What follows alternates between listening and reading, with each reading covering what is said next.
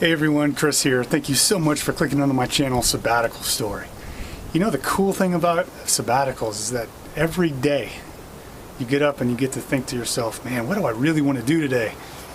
For me, instantly, it was two things. Number one was mountain biking, but that's not the big thing. The big thing was talking to you about how it is that we got to be on our sabbatical. And I'm not talking about how we planned it. What I'm really talking about is at what point did we start making different decisions and doing different things that took us down the path of being able to take a sabbatical? That's really important because that is what so much of the content that we're going to be producing is all about.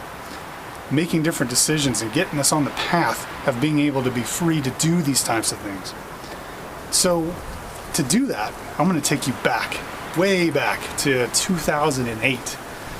So in 2008, and hopefully, by the way, the wind isn't too bad. So back in 2008, we were living in Denver, Colorado, which is a beautiful city. If you've never been, you've got to go. You know, and I'm not talking about for a day or two. I'm talking about for a week or two, because there's a lot to do in Denver.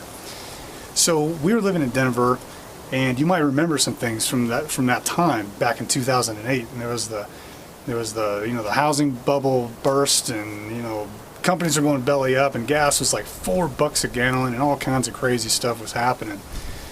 And it was at that time that we really started to look into what it was that caused all that stuff. And I'm not going to get down into the weeds about all the stuff that we learned, but really that was when we started to learn the connection between the stuff that was going on in the economy and propaganda and news and advertisements influencing the way we think, influencing what we do, what we think is important to us, acquiring things that really don't have any real personal meaning to us.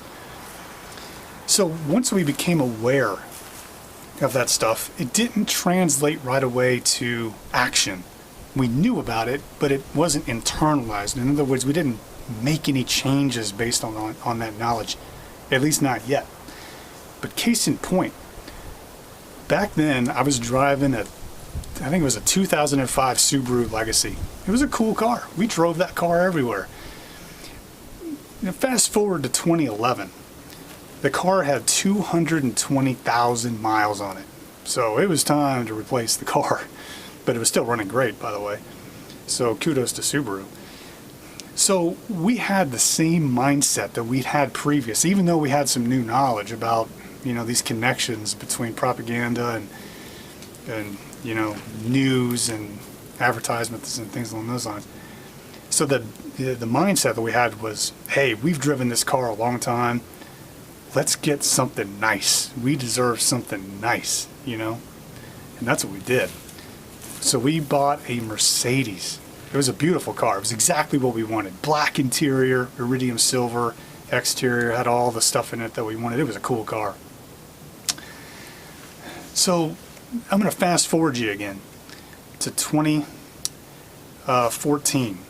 So by the time we hit to 2014, we'd had the car for a few years, and we decided to sell the car because it had all-wheel drive. And in Denver, all-wheel drive is a heck of a commodity with the snow and things like that. So, but we had a deep conversation, my wife and I. And the conversation was like, what did the Mercedes do for us that the Subaru didn't? Well, the answer was nothing. It got us around the same as the Subaru did. So, I mean, what value does an expensive car have over one that's not so expensive? Well, nothing. So, at that point, we started to change our mindset. And we made a different decision. So we moved to Tampa, Florida in 2014 at that time. And by the way, if you've never been to Tampa, you should also look that up. That's a pretty cool place to check out too. So we went to Tampa and then bought a used Volkswagen. So you can see the contrast here, Mercedes, used Volkswagen. So big contrast. But you know what the thing is that we didn't feel any loss whatsoever with having a different car. We just continued on our merry way and didn't look back. But that was the decision that really started taking us down a new path, right? Because at that point, we started saving tons of money. I mean, lesser expensive car, lower insurance payments, way cheaper on the maintenance and repair and all that kind of stuff like that. That was when we made a decision. We could have bought a more expensive car, but we didn't. Now, this mindset was still developing at that time. So we bought a beautiful home in Tampa, a 4-bedroom house. It was backed up to a conservation lot. I mean, it's a beautiful place. And we had rooms in there. We didn't even have stuff to put in it. We had empty rooms in the house. So then, once we moved in and we got settled in and all that kind of stuff, we kind of got to having this conversation like, oh man, what are we going to do to fill up this house, right? Let's get an entryway table. Let's get a new dining room table. Let's get a, new couch. Let's get a china cabinet. Let's get rugs. And whoa. We stopped and we said, hold on a second. Another deep conversation we had. What does this stuff do for us? Well, nothing. It makes the house look great, but otherwise it doesn't do anything. It doesn't have any value like that. So we just didn't do anything. So we lived in the house for several years and we really never did anything, but then our mindset began to further develop. And really, we started purging stuff after that. We started getting rid of CDs that we had. We had these old CDs, believe it or not. We got rid of all the CDs, we got rid of books, we got rid of furniture, we got rid of more stuff. Unbelievable. So here we are in this big house and we have empty rooms and we're getting rid of stuff. So then this mindset just took an enormous turn. What about our whole life? Everything that's in it. Are we where we want to live? Are we doing what we really want to do? Is the things around us really in line with the things that are important with us? And the answer to some of those questions was yes, absolutely. There's some other things was no. So that is when we started talking about taking a sabbatical. We love mountain biking. I made that clear in some of my other videos, right? And I'm mountain biking today, right? On a Thursday, by the way. And so we decided to move to the Smoky Mountains because this epic, unbelievable mountain biking up here. This is what we wanted to do with our sabbatical. And to do all these other things too. We had so many whys, and the whys that we were taking the sabbatical started to outweigh the fear. That is when you start to break down those mental barriers that really don't exist. Let me explain. It's like you've got rules. Like you're not supposed to do this kind of stuff. You're supposed to wait until you're retired, right? Before you go and take a year off or go do something like this. So it's almost like stepping out of line doing something like this.